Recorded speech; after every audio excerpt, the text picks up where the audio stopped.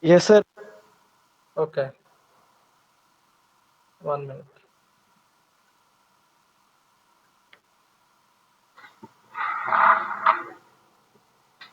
So, Chanakya, how will you differentiate between the cochlear and the retrocochlear pathologies by audiological investigations?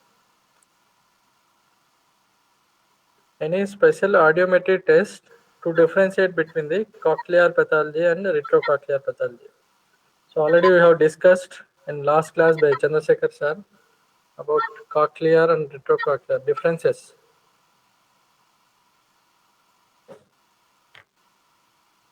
Chanakya.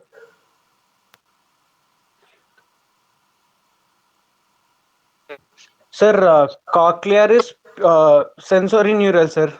Retrocochlear is both are sensory neural only. How will you differentiate by any special audiological test? Sir, by speech discrimination score, sir. Yeah, both are sensory neural. That's why you'll have the less speech discrimination score in both the conditions. Yes, sir. Suppose we have discussed about the otosclerosis in last class. So Auto that is a auto otosclerosis, acoustic emissions. autoacoustic emissions. Also, we cannot differentiate between the cochlear and retrocochlear. It may Recruitment, be, sir. Recruitment is present and there it is absent. yeah. In which condition recruitment is present? Cochlear it is present, sir, and retrocochlear it's absent, sir. Cochlear it is present and retrocochlear it is absent. Absent. Okay. So And what is stapedial reflex also, sir. stapedial reflex will be absent in both the conditions because the reflex will not be come into the middle ear because of the nerve problem. So if there Yes, is sir. problem in pathway, any other Yes, sir. test to differentiate between the cochlear and retrocochlear because if you do the pure tone audiometry, you will get Yes, sir. sensory neural type of hearing loss in both the Yes, sir. conditions. But you need to differentiate whether it is the problem is in the cochlea or in the nerve pathway. So one test you told recruitment. Yes, sir.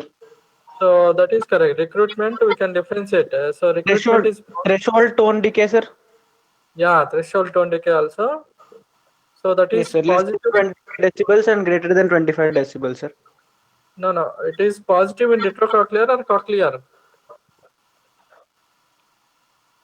Threshold tone decay Retrocochlear. retrocochlear. It is decreased in the retrocochlear. Yes, sir. So Increase. what is the recruitment test? Can you explain how will do the recruitment test? How will you interference the recruitment test? Uh, Procedure, recruitment test. no, don't know, sir. Don't know. Tone decay. Tone decay. So these two are the important tests to differentiate between the cochlear and retrocochlear. Yes, sir. Okay, in cochlear it is positive, that is recruitment. So in Yes, sir. recruitment, what we'll do, we'll give the sound stimulus to the both ears simultaneously.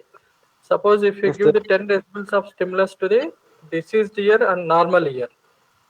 So Yes, what sir. will happen in diseased ear? The person is unable to hear 10 decibels of sound. Suppose this patient is having the 50 decibels of sensory neural hearing loss. So till the 50 decibel stimulus, the diseased ear unable to hear this sound. Okay, Yes, sir. only normal ear can be able to hear the sound. So once you increase the sound stimulus, suppose above 50, like 60, 70, 80. So once you reach the 80 decibels of stimulus, the diseased ear, so or affected ear, able to hear the sound as equal as that of the normal ear, or sometimes maybe better than the normal ear. Have you Yes, sir. understood the concept? Yes, sir. Okay, that is called the recruitment. Okay. Yes, sir. So in persons with the cochlear pathology, they were unable to hear the normal sound or lower threshold. So once they start the hearing stimulus after the threshold levels, that means 50 decibels of sensory neural hearing loss is there. So if we give the stimulus up to the 50 decibels, they will not be unable to hear because of the sensory neural hearing loss. Up Yes, to sir. 50 decibels. If we give the 80 decibels of stimulus, So in diseased ear, they will hear better than the normal ear, 80 decibel stimulus. Okay. Yes, sir. So as equal or maybe better than the normal ear, that is called the recruitment. So one more test you told, tone decay test. Yes, sir. So in tone decay, what will happen? That is a test of nerve fatigability. So suppose if you give the stimulus for 60 seconds or 1 minute, so they will be able to hear continuously for 1 minute. So in Yes, sir. case of retrocochlear pathologies, they will not be able to hear the sound continuously for 1 minute stimulus. So Yes, in sir. that, you need to increase the sound intensity to hear for continuous 1 minute. Yes, So you sir. have to increase the stimulus, intensity stimulus, so that they can able to hear for 1 minute. So that is called the tone decay test. So tone decay is nerve fatigability. So in retrocochlear pathologies, nerve fatigability will see. In cochlear pathologies, that will be normal. So suppose in Meniere's disease, threshold tone decay is negative. That means normal levels they will be able to hear the sound for 1 minute with the normal intensities. Suppose the problem is in the retrocochlear region, you need to increase the sound stimulus above the normal thresholds so that they can able to hear the sound. So the amount Yes. of intensity which you will increase above the normal threshold level, that is called the tone decay. Suppose if you are increasing the sound stimulus to 30 decibels above the normal stimulus, so then the tone decay value will be 30 decibels above the normal thresholds. Okay, anyway, we'll discuss in this chapter. So Yes, sir. today's topic is Meniere's disease. So till now we have discussed about the diseases of the middle ear and foot plate region last class, that is the otosclerosis. So this is a special condition. It is a problem of the inner ear. Okay. So the other name for the Meniere's disease is endolymphatic hydrops. Okay. So nothing but there is increased pressure in the inner ear. Okay. So there is increased pressure in the inner ear. So it was first described by the Prosper Meniere in 1861. So in this condition, the patients will present with the vertigo, that is mostly episodic vertigo, and deafness. So deafness is sensory neural type because the problem is in the inner ear, that is in the cochlear region, and tinnitus and oral fullness. So these are the four important clinical symptoms of a patient with the endolymphatic hydrops or Meniere's disease. So in this case, one important feature related to the deafness is fluctuating hearing loss. Okay, so fluctuating hearing loss only will see in the Meniere's disease. That is very important characteristic feature of the deafness. That is fluctuating hearing loss. So it is not like a continuous or progressive type of the hearing loss, fluctuating hearing loss. So whenever they are having the attack of this Meniere's disease or endolymphatic hydrops, they'll have the hearing loss. Again, in between the attacks, they'll have the better hearing. Okay, that is called the fluctuating hearing loss. So, and vertigo and tinnitus. First, they'll get the vertigo, then followed by the deafness and tinnitus, then oral fullness. So, most of the people they'll have the triad of the symptoms. These are the vertigo, deafness, and the tinnitus. So, then coming to the etiology, endolymphatic hydrops. The main etiology is it may be due to the decreased absorption of the endolymph from the endolymphatic sac or increased production of the endolymph in the cochlear duct or scala media from the stria vascularis. So these are the two main etiological or pathophysiology of this endolymphatic hydrops. So either by the increased production or by the decreased absorption from the endolymphatic sac, or sometimes there is a obstruction in the endolymphatic duct. So which is a connecting channel between the inner ear and the endolymphatic sac, endolymphatic duct. Okay. So the condition mainly involves the cochlear duct and the saccule, utricle saccule and the cochlear duct. Cochlear duct is nothing but scala media. Okay. So he described the Meniere disease, Prosper Meniere in 1861. So that is the Meniere's disease. So if you observe in this picture, this is the endolymphatic system, that is the membranous labyrinth. It is filled with the endolymph. This is the saccule, this is the vestibule, these are the semicircular canal, ampullary end, this is the ampullary end, this is the ampullary end, this is the superior semicircular canal, this is the lateral or horizontal, this is the posterior, and these are the non-ampullary ends of the superior and posterior semicircular canals. They will unite and they form the crus commune. So this crus commune will open into the vestibule. So this is the endolymphatic duct and endolymphatic sac. So it will be produced in the scala media and it will absorb in the endolymphatic. It will drain and it will be absorbed in the endolymphatic sac. So if you observe this picture, this is the distended membranous labyrinth. So see, this is the normal picture, this is the distended, this is the normal, this is the distended, normal, distended. So here there is a high pressure in the membranous labyrinth. So that is the endolymphatic hydrops. So this is again cross section of the semicircular canal. So you can see the cochlea, you can see the scala tympani, scala vestibuli, scala media, and the scala tympani. So this is the scala media. Scala media is nothing but cochlear duct. This is the stria vascularis, and this is the basilar membrane, and this is the Reissner's membrane. So from here there is production of the endolymph from the scala media, that is stria vascularis. So this is the organ of Carti.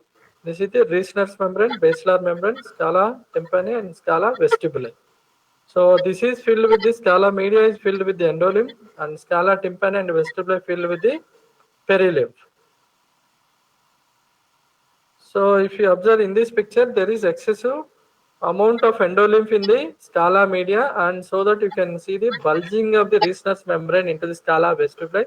These arrow marks will show is showing the bulging of the Reissner's membrane into the scala vestibuli. Okay, so this is normal, this is abnormal, this is normal, this is abnormal. So there is bulging of the Reissner's membrane because of the excessive pressure from the endolymph in the cochlear duct. So pathogenesis, just now I told, either by the increased production or by the decreased absorption. So once there is increased amount of the endolymph in the cochlear duct, there is a rupture of the membranous labyrinth. So that is potassium-rich endolymph mixes with the perilymph. So that is endolymph and perilymph both will be mixed by the rupture of the Reissner's membrane. So sustained inactivation of the hair cells and neurons of the vestibulocochlear nerve bathed in the perilymph, so that the patient will get the symptoms. So it is nothing but the mixture of the both endolymph and perilymph. Endolymph is rich in the potassium and perilymph is rich in the sodium. So it is like intracellular fluid and the extracellular fluid in the body. So endolymph is rich in potassium and perilymph is rich in sodium. Both will mix, and these mixing of the endolymph and perilymph is the reason for the development of these symptoms of the Meniere's disease, that is deafness, vertigo, and the tinnitus. So one more pathophysiology is increased sympathetic activity. So if there is an increased sympathetic activity, so there is vasoconstriction, then it leads to the ischemia of the cochlear and vestibular end organs. That is, the vestibule, utricle, saccule, vestibule, semicircular canal. These are the end organs of the cochlear and the vestibular system. So that there is ischemia because of the increased sympathetic activity. Because of increased sympathetic activity, there is vasoconstriction, then ischemia, then patient will develop the deafness and vertigo. So the Meniere's disease, most of the time there is no specific etiology. These are the various theories for the development of the endolymphatic hydrops. Most of the time it is idiopathic without any specific reason. That is primary Meniere's disease without any specific reason. That is the primary Meniere's disease. So second thing is increased production of the endolymph from the cochlear duct, from the stria vascularis. So for the increased production, there are various reasons. One is the allergy. If the person is having the allergy to the specific allergen, the endolymphatic system act as a end organ to the allergy. Like if they are having the allergy to the specific food allergy, if they have that food, then the pressure in the endolymph, pressure in the cochlear duct will be increased. Sodium and water retention, Sometimes autoimmune etiology, there is formation of the auto antibodies against the this triavascularis region and viral infection, post-viral infection, and increased sympathetic activity. Just now I told ischemia of the triavascularis. So once there is ischemia, there is translation of the fluid from the triavascularis region into the, it will accumulate into the cochlear duct or scala media. So then there is a increase in the pressure. So other rare etiologies are the endocrine system. If there is a hypothyroidism or hypopituitarism, hypoadrenalism, diabetes mellitus, and hypolipoproteinemia. So these are the other etiologies for the Meniere's primary Meniere's disease. All these are the proposed reason. Around 3% of the patients with the hypothyroidism, there is a chance of development of the Meniere's disease. Decreased absorption from the endolymph. Sometimes if there is a congenital abnormalities in the endolymphatic duct or endolymphatic sac, small size of the endolymphatic sac or small size of the endolymphatic duct, or obstruction in the endolymphatic sac or endolymphatic duct, ischemia of the endolymphatic sac, and sometimes inner ear trauma. These are the anatomical problems related to the Meniere's disease. So it is primary Meniere's disease without any reason. If the Meniere's disease is occurring secondary to the some other problem, so that is called the secondary Meniere's disease or Meniere's syndrome. So if there is a specific etiology to the Meniere's disease, that is called the secondary Meniere's disease or Meniere's syndrome. Clinically, it resembles the Meniere's disease like symptoms: episodic vertigo, fluctuating hearing loss, tinnitus, and the oral fullness. Symptoms will be similar to the primary Meniere's disease, but it is followed by the some other problem. So these are the problems related to the inner ear. Syphilis, otosclerosis. Sometimes the patients with the otosclerosis may be associated Meniere's disease. Cogan syndrome, it is interstitial keratitis and the vasculitis, medium-sized vessel vasculitis, along with the sensory neural hearing loss. These patients also may develop the Meniere's disease. And post stapedectomy. So stapedectomy will do the otosclerosis. If there is a after doing the post stapedectomy, also some patients may develop the this Meniere's disease and Paget's disease. So then clinical features. So what are the important symptoms of a patient with the Meniere's disease or endolymphatic hydrops? So usually it is seen in middle-aged people between the 30 to 60 years. It is more commonly seen in males. Most of the time it is unilateral. So first symptom is vertigo. It is sudden in onset, episodic, rotatory.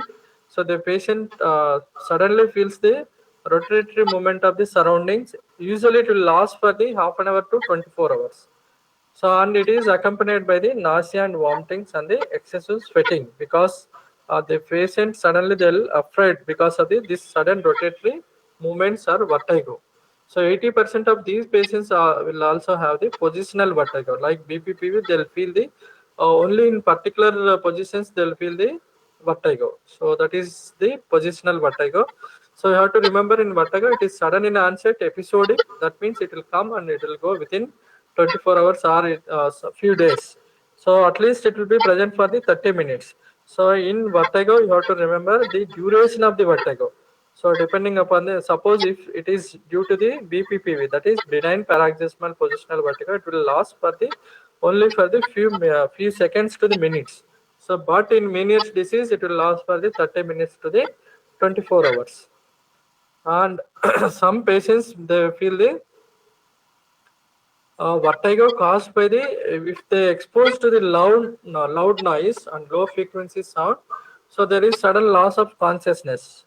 So that is called the Tullius phenomena. If they exposed to the loud noise, there is a loss of consciousness. That is the Tullius phenomena. It is one of the feature of the Meniere's disease. Deafness, usually it accompanies the vertigo. It improves after vertigo attack, and it is sensory neural type because there is a problem in the inner ear, and it is fluctuant type. So that means if during the attack, patient will have the more amount of sensory neural hearing loss. So after the attack, again they'll regain the normal hearing loss, the normal hearing mechanism, but there will be a some amount of hearing loss will be there. So and also it is progressive type. So that means if the patient gets the repeated attacks within a 1 year, So after the final attack, they will have the some amount of persistent sensory neural hearing loss. So, but it is more during the attacks and it is less in between the attacks. So that's why it is the fluctuating type of the sensory neural hearing loss. So it is very very important clinical feature of the Meniere's disease, fluctuating sensory neural hearing loss. So normally we will see this sensory neural hearing loss. It is usually continuous type and progressive type. So intolerance to the loud sound due to the recruitment. So if they hear the loud sound, they'll have the intolerance. So they'll feel the more sound in the ear.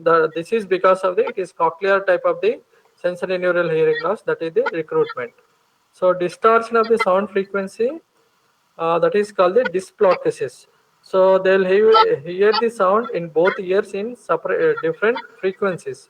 Same sound with the different frequencies in the both the ears. That is the dysplacosis.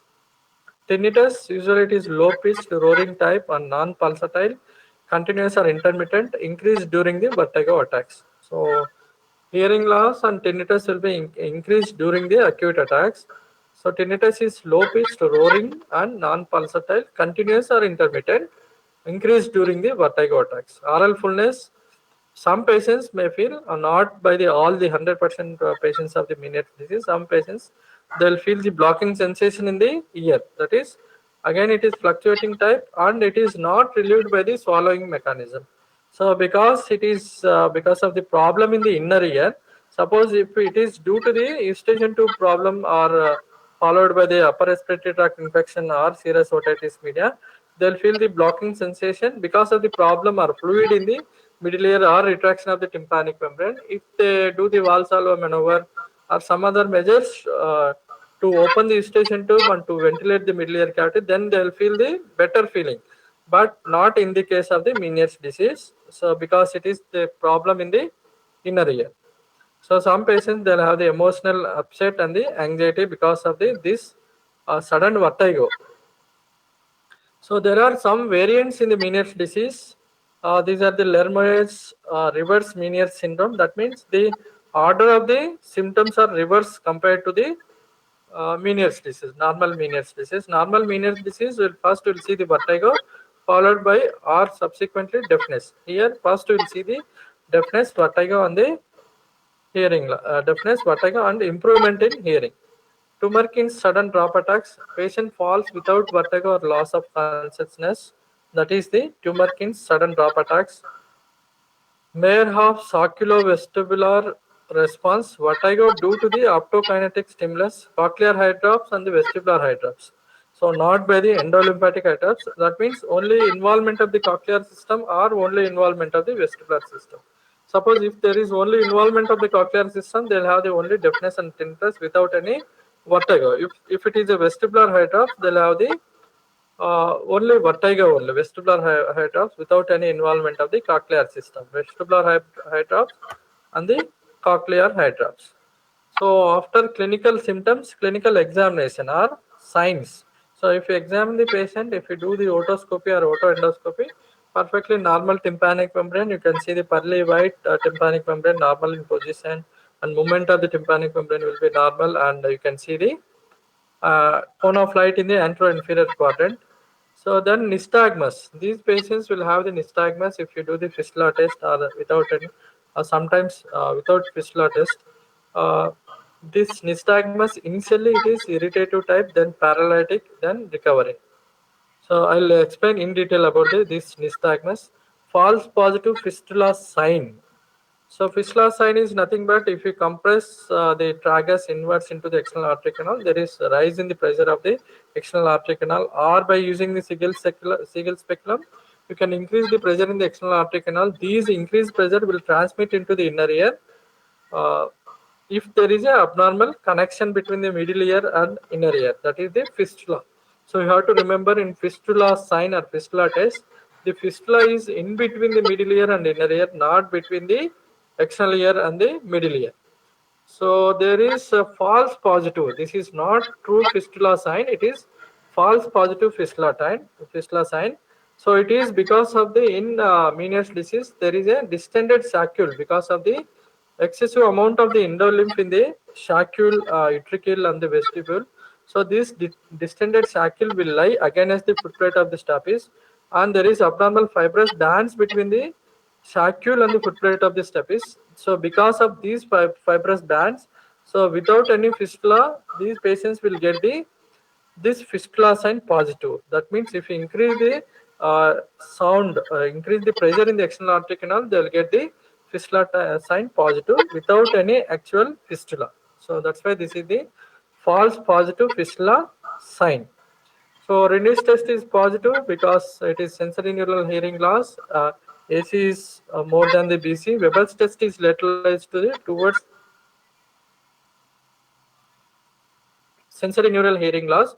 If you do the Weber's test, if you place the tuning fork over the forehead, it will be lateralized to the opposite ear or better ear, because in the diseased ear there is a sensory neural hearing loss. The Weber's test is will do the bone conduction test directly, so it will be lateralized to the opposite ear. ABC test, that is absolute bone conduction test, it is decreased in the diseased ear or affected ear because of the sensory neural hearing loss. So these tuning fork tests and related to the sensory neural hearing loss. So nystagmus, just now I told, nystagmus is nothing but rhythmic oscillatory movements of the eyeball. So in initial stage, when there is an acute attack, they'll have the irritative nystagmus. That means towards the diseased ear. So the movement, fast component of the nystagmus will be towards the diseased ear. After some time, paralytic nystagmus. That means you have to remember, initially it is towards the diseased ear. After some time, it is again towards the healthy ear.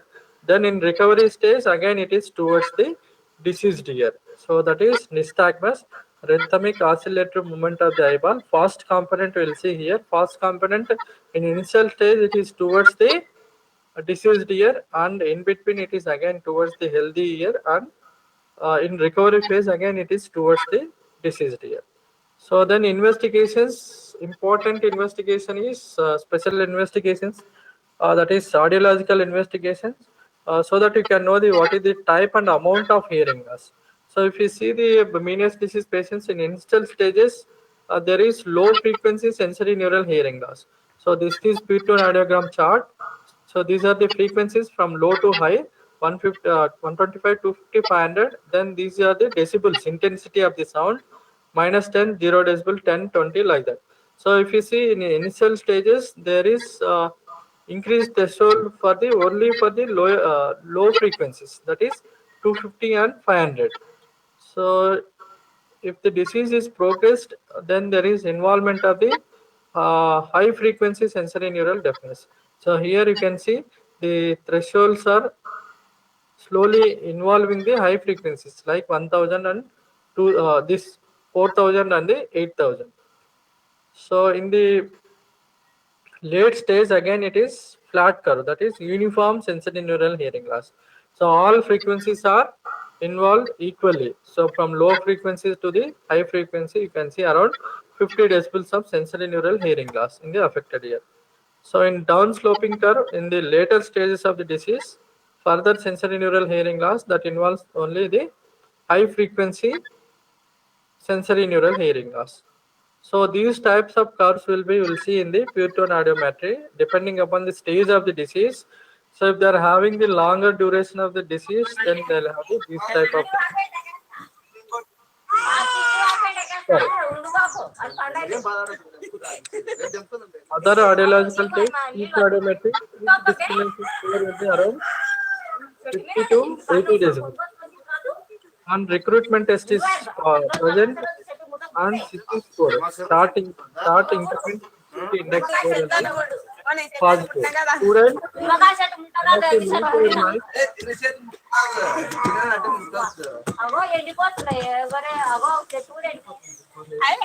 మనం కూడా నీరు పోసి బతకదు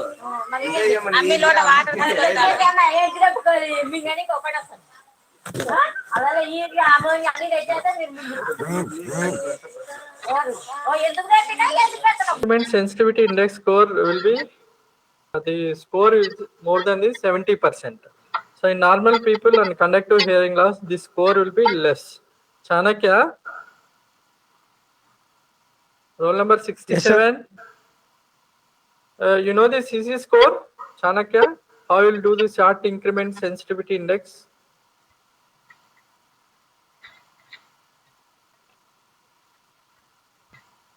ABLB is nothing but alternate binaural loud balance. CC is chart increment sensitivity index tone decay. So CC is positive in the Meniere's disease. So in this, we'll increase the sound stimulus step by step by 1 decibel. Only 1 decibel of intensity will increase.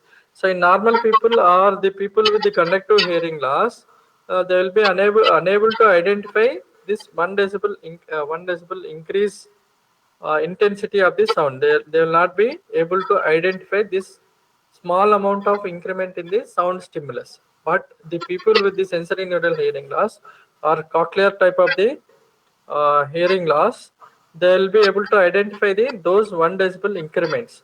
So each increment will calculate as a score of 5%.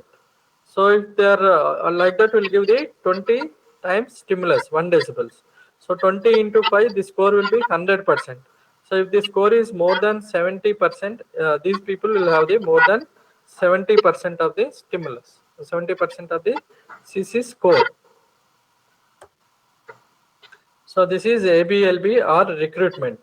So this is the normal ear, this is the diseased ear. So in diseased ear, if you give this 20 decibels of stimulus, they will be unable to hear this sound. So if you give these 80 decibels, they will be heard equal as that of the normal ear. So this is the recruitment. It is done by the ABLB test and it is positive in the cochlear type of the sensory neural hearing loss. So one more special test, that is the electrocochleography. So in this, we'll pass the thin needle through the tympanic membrane over the promontory. Then we'll calculate the electrical potentials of the cochlea. So normal people summation potential to the compound action potential ratio is less than 30%. In case of Meniere's disease, it is more than 30 decibels. So you have to remember, this is not no need for you in detail. So you have to remember this electrocochleography. It is the measurement of the electrical potentials of the cochlea. So there are some parameters, summation potentials and the compound action potential. So if you take the average of the summation potential to the compound action potential, the percentage is less than 30% in normal people and it is more than 30% in this Meniere's disease. And there is distorted cochlear microphonics. This is also one of the parameter of the electrocochleography. It is normal in the normal people and it is distorted in the cochlear microphonics or distorted in the Meniere's disease. On caloric test, if you stimulate the inner ear by thermal stimulation, you have to instill the water. So that is 30 degrees centigrades and 44 degrees centigrades. So 7 degrees below and 7 degrees above the body temperature, so that it will stimulate the inner ear. So then we will get the nystagmus. So that is the caloric test. If you see the amount of nystagmus it is produced in the affected ear, so that is less compared to the opposite side. So we'll calculate the duration of the nystagmus after stimulation by this caloric test. So that is, we'll calculate the total duration of the nystagmus that will be decreased in the Meniere's disease compared to the normal ear. So one more special test is glycerol test. So glycerol is nothing but dehydrating agent. So we'll ask the patient to swallow the glycerol. Glycerol will mixed with the lemon juice or lime juice given orally. So before giving the glycerol, we'll do the pure tone audiometry. Then we'll take the pure tone average. Then after giving the glycerol orally, after 2 hours of the consumption of the glycerol, then we'll do the again pure tone audiometry. So if there is an increase in the threshold in the threshold levels of the pure tone average more than 10 decibels, that indicates the patient is having the endolymphatic hydrops. That is one of the important confirmatory tests for the this Meniere's disease. Speech discrimination score also will improve after giving the glycerol after 2 hours, and summating potential to the action potential ratio also in electrocochleography is decreases more than the 15%. So this is one more special investigation to diagnose the Meniere's disease, electrocochleography, threshold tone decay, and recruitment and CC test. These are the to know whether it is cochlear or retrocochlear type of the sensory neural hearing loss. So to rule out other systemic causes, you have to do the routine hematological test, proturia, electrolytes, RBS, FBS, fasting lipid profile, and thyroid function test to know whether there is a hypothyroidism or not. So because rarely we'll see the in 3% of the people with the hypothyroidism, there is a chance of getting the Meniere's disease. So you have to rule out the endocrinological abnormalities also in patients with the primary Meniere's disease. Those who are not having the any specific etiology for the Meniere's disease. So then coming to the treatment, after investigation, you should treat the patient. So because these people, they'll have a lot of fear because of the vertigo. So first you need to reassure the patient because it is not a major disease, no need to afraid. So you have to counsel the patient and advise the patient bed rest and head support. And first initially in case of the acute attacks, you have to give the labyrinthine sedatives or inner ear sedatives. So if we give these drugs, they'll suppress the symptoms immediately. They'll have the sedation, of course, and they have to take the bed rest. So these are some of the injections like prochlorperazine, promethazine, or diazepam. So all these are the labyrinthine sedatives. If we give, these drugs will suppress the symptoms.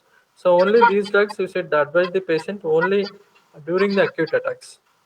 So, and you have to counsel the patient and ask the lifestyle modification like avoid tea, coffee, colas, chocolates, allergens, stress, smoking. All these are the aggravating factors for the Meniere's disease, primary Meniere's disease, and ask the patient to take the low salt diet. So these low high salt diets and these coffee, tea, all these will increase the amount of fluid in the inner ear. So that's why you'll ask the patient low salt diet, avoidance of the coffee, tea, stress, smoking, and less fluids and regular exercise, lifestyle modification, and vestibular depressants. That is, these are the oral drugs you can give orally after the 2 to 3 days of this IV drugs, labyrinthine sedatives. These are also labyrinthine sedatives, but we can give orally. Cinnarizine, diazepam, and prochlorperazine and dimenhydrinate. These are the labyrinthine sedatives. And cochlear vasodilators, beta-histine, xanthinol, and nicotinate carbozane. Carbozane is nothing but 5% carbon dioxide and 95% oxygen. Low molecular weight dextran and the histamine drip. So these are the vasodilators. They'll dilate the vessels and they'll improve the blood circulation to the inner ear. So because one of the proposed theory for the Meniere's disease development is increased sympathetic activity and vasoconstriction. So that's why we'll give the some drugs to dilate the vessels and to improve the circulation to the inner ear. Diuretics to decrease the pressure in the endolymphatic system. You can give the diuretics. Dexamethasone, this is the steroid to decrease the inflammation in the inner ear, and dehydration by hyperosmolar fluids. You have to give the hyperosmolar fluids. So it will decrease. These will decrease the pressure in the endolymphatic system. So if they are having the hypothyroidism, you should correct the hypothyroidism or diabetes. So that is hormone replacement therapy. So the other treatment is Meniere's device. So this is nothing but low pressure pulse generator. So there is a low pressure waves that will transmit through the tympanic membrane, middle ear, and into the inner ear. And this device will displace the endolymphatic fluid into the through the endolymphatic duct and the endolymphatic sac, so that there is a decreased pressure in the ventricle and sacle. Then patient will get a symptom relief. So this is pressure pulse transmitted to round window via the grommet. Grommet is nothing but ventilation tube will place in the tympanic membrane and displaces the endolymph and relieve the endolymphatic hydrants. So this will use for 5 minutes 3 times in a day. So this is the Meniere's disease. So the disadvantage they have to use continuously for a longer duration, and will this is surgical procedure. You need to do the myringotomy and grommet incision. Through the grommet, this sound waves, sound pressure will transmit into the inner ear. So that is about the medical treatment for the Meniere's disease. Then surgical treatment. So in surgical treatment, there are three types. So the surgeries which preserve the both hearing and balance system, only hearing preservation with balance ablation, both hearing ablation and the balance ablation. These are the destructive surgeries. Suppose patient is having the severe symptoms. So you have to remember most of the patients with the Meniere's disease we can treat by medical treatment only. So if they are having the acute attacks, they have to follow the lifestyle modification. All these drugs, just now I told, all the medical treatment will relieve the symptoms at least 80% of the patients. So only remaining 20% they may require these type of the surgical treatment depending upon the patient's symptoms. So if the patient is already having the severe sensory neural hearing loss because of the repeated attacks, slowly progressive sensory neural hearing loss, then you can go for the and with severe vertigo, repeated attacks with severe vertigo, then you can go for this destructive surgeries, that is hearing ablation, balance ablation surgery. Or if they are having the serviceable hearing with vertigo only with normal hearing, then you have to try to preserve the hearing. Those patients, those who are having the normal hearing or mild sensory neural hearing loss. So these are the some of the surgeries. Both hearing preservation and balance preservation are the endolymphatic sac decompression or stenting, sacculotomy by puncture through the footplate of the stapes, and cochlear duct piercing via round window membrane. So these are just puncturing the tube, the endolymphatic sac or cochlear duct through the oval window or round window approach, so that there is decreased pressure in the endolymphatic system, especially in the saccule. So endolymphatic sac shunting into the subarachnoid space or mastoid cavity. From the endolymphatic sac, will place a stent, so that will continuously drain the excessive endolymph from the endolymphatic sac into the subarachnoid space or into the mastoid cavity. Sacculotomy, so that is fixed needle puncture of the footplate or Cody-Stack procedure for the footplate. Cochlear duct piercing via round window membrane. So this is the decompression surgeries. These are the sites. This is the cochlear duct. This is the endolymphatic sac. This is the saccule. So these three sites you can puncture these three sites by the uh, approaching through the oval window. From the oval window or footplate of the stapes, you can puncture the saccule. From the round window membrane, you can do the puncture in the cochlear duct and endolymphatic sac puncture or decompression. So these surgeries will preserve the both hearing mechanism and the vestibular function. So endolymphatic sac decompression. So this is we need to locate the endolymphatic sac. So this is Donaldson's line. You have to remember this Donaldson line. This line will pass along the lateral semicircular canal or horizontal semicircular canal. This is the lateral or horizontal. This is the superior canal and this is the posterior canal. So this Donaldson's line will bisect the posterior semicircular canal in center. So just anterior inferior to this Donaldson's line, there is a endolymphatic sac. So you need to make the puncture in the endolymphatic sac and you need to place the stent into the subarachnoid space. From the excessive endolymph will drain into the subarachnoid space. So this is the endolymphatic sac decompression. To locate the or to identify the endolymphatic sac, there is a one landmark, that is the Donaldson's line. This line passes along the lateral semicircular canal. It bisects the posterior semicircular canal. Just anterior inferior to this Donaldson's line, there is a endolymphatic sac.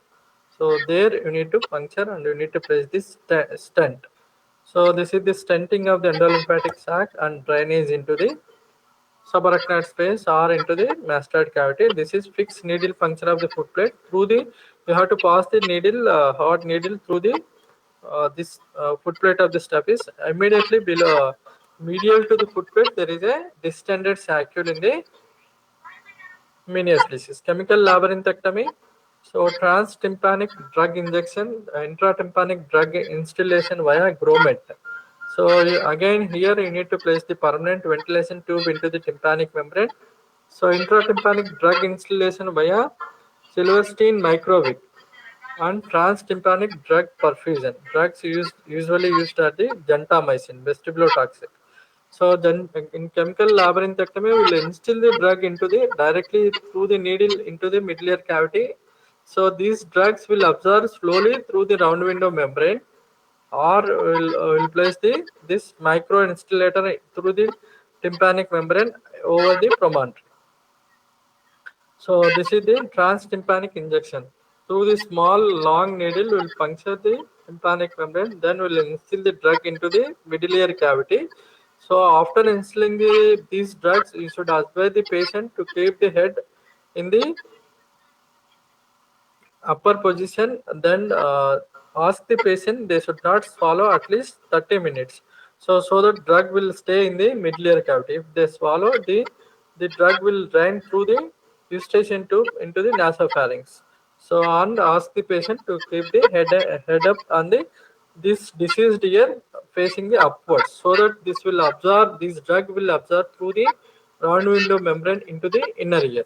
So this is chemical labyrinthectomy. Usually the drug which will use the gentamicin. So it is selective vestibulotoxic. It is aminoglycoside.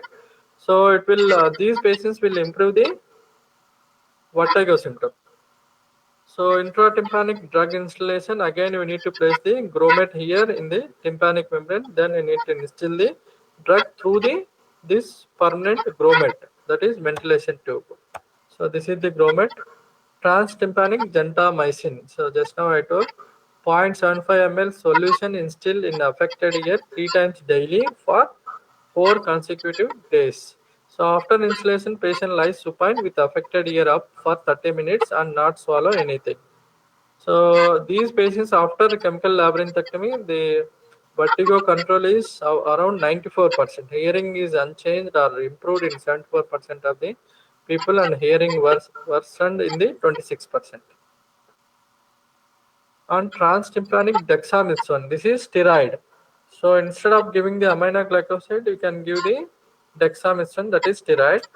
So one of the proposed etiologies for many diseases, autoimmune disease or inflammation. So this steroid drug will reduce the inflammation and control the autoimmunity. And so strength of the drug is 0.25 mg per milliliter, and dosage is 5 drops every alternate day for 3 months. So you can instill the dexamethasone or gentamicin. So vestibular surgery, denervation of the vestibule by vestibular neurectomy via middle cranial fossa, and destruction of the vestibule via round window or lateral semicircular canal by cryoprobe or ultrasound. So without disturbing this cochlear system, these vestibular surgeries selectively you should cut the vestibular nerve in the cerebellopontine angle by approaching by the retrosigmoid approach or translabyrinthine approach, and destruction of the vestibule, only destruction of the vestibule without any damaging the cochlea, that is by using the cryoprobe or ultrasound probe. So this is the retrolabyrinthine approach and retrosigmoid approach. So here we'll make post-oral incision, we'll make the craniotomy, small craniotomy, then we'll reach the cerebellopontine angle. In cerebellopontine angle, that is medial to the internal artery canal. So internal artery meatus, where the vestibulocochlear nerve will come from the brainstem to the internal artery meatus. There you can see this vestibulocochlear nerve. So there are 4 nerves: superior vestibular nerve, inferior vestibular nerve, and cochlear nerve and the facial nerve. So you need to identify vestibular nerve selectively, and you need to cut the selective vestibular nerve without any damage to the cochlear nerve and the facial nerve. So that you can preserve the cochlear function and artery function, and you can preserve the facial nerve. Selectively, you can dissect the vestibular nerve so that patient will get the relief from the vertigo symptoms. This is vestibular dissection. You can dissect the vestibular apparatus by ultrasound or cryoprobe by approaching through the round window membrane or through the horizontal semicircular canal or lateral semicircular canal. So this is the ultrasound probe, and final type of the surgeries is total destructive surgeries. That means if the patient is already having the severe type of the vertigo with profound sensory neural hearing loss or severe sensory neural hearing loss, so there is no point in preserving the cochlear function because already patient is having the severe sensory neural hearing loss. You need to go for these destructive type of the surgeries. So this will destroy the both cochlear and vestibular functions done in patients with the severe deafness. Types of surgeries are section of vestibular nerve and cochlear nerve. Both the nerves you should cut in the cerebellopontine angle and transmastoid total labyrinthectomy.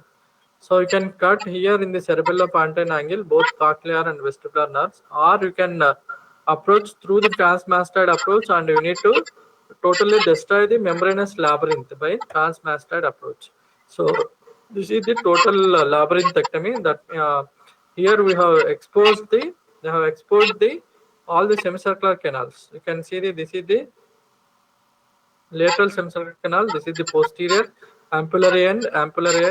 This is the superior semicircular canal. This is the ampullary, and this is non-ampullary.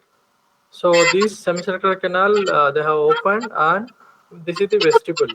So total destruction of all the semicircular canals and the vestibule. That is the total labyrinthectomy. So patient will get the symptom relief, both vertigo, and the disadvantage with this approach is they'll have the sensory neural hearing loss also, because will damage the cochlea and will destroy the entire membranous labyrinth. And these are the treatment. This is the treatment ladder for the this Meniere's disease or endolymphatic eye drops. So initially, we should advise the patients with lifestyle modifications like salt restriction, regular physical exercise, avoidance of the stress, avoidance of the coffee, tea, alcohol, everything, and low salt diet. So after that, you should go for the medical treatment like labyrinthine sedatives, chlorpromazine or promethazine or synergine. Beta histine will increase the blood circulation to the inner ear. And Meniere's device is low pulse pressure device. It will transmit the low pulse pressure regularly through the grommet and through into the inner ear. It will displace the endolymph, and so that there is decrease in the pressure of the endolymphatic system. Endolymphatic sac surgeries like stent surgeries or endolymphatic sac surgeries. Chemical labyrinthectomy by installation of the gentamicin into the middle ear cavity, ultrasonic vestibular destruction, and finally vestibular neurectomy and total labyrinthectomy. So this is the treatment ladder for the Meniere's disease treatment. So till this level, these are the conservative surgeries. These are the destructive surgeries. In destructive also, this total labyrinthectomy and vestibular neurectomy are the totally destructive. That will that doesn't preserve the both the cochlear function and the vestibular function. Patient will get the symptom relief, but at the cost of the sensory neural hearing loss. So patient will have the permanent sensory neural hearing loss. So this is about the Meniere's disease. Any questions, doubts, students? Chanakya, Yes, sir. any doubts? Any questions? Have you understood this chapter? Yes, sir. What are the symptoms, triad of symptoms in Meniere's disease? Vertigo, tinnitus, Which type of vertigo? uh, Episodic vertigo. So it will Episodic come in attacks. yes, sir. Vertigo. Tinnitus, hearing loss, Hearing loss. Which type of hearing loss?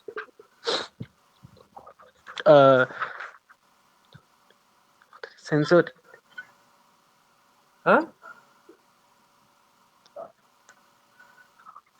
Which type? Let's say China. China. China. China. China. China. China. China. China. China. China, Huh? Chanakya. Yes, sir. Which type of hearing loss? Simple question. Sensory neural, sir. Huh? Hello? Sensory neural. Sensory neural. No, sir. Huh? Sensory, sir. Sensory. Yes, sir. Any specific feature of the hearing loss?